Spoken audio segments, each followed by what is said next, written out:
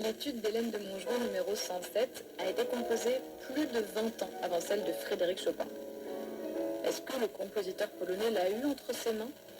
Peut-être l'a-t-il même joué pendant son apprentissage? Ou alors toutes ces ressemblances sont juste le fruit du hasard?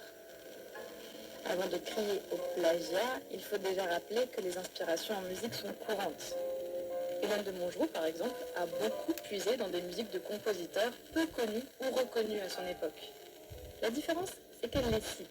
Des noms comme Scarlatti, Handel et Bach reviennent souvent dans ses analyses du cours complet. On entend aussi leur musique dans les œuvres d'Hélène de Montgeron, comme dans son étude numéro 106, inspirée par le clavier bien tempéré de Jean-Sébastien Bach.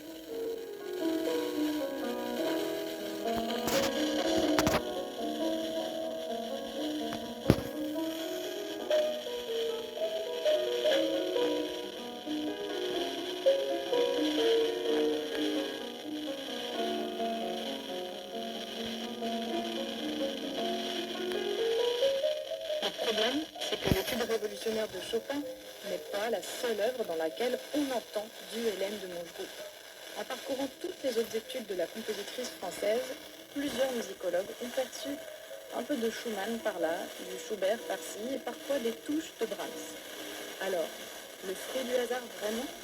Une méthode d'apprentissage du piano aussi complète et bien faite s'est forcément retrouvée entre de bonnes mains.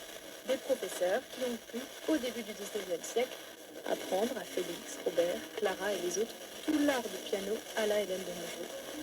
Il est donc grand temps de rendre à Montgeron ce qui appartient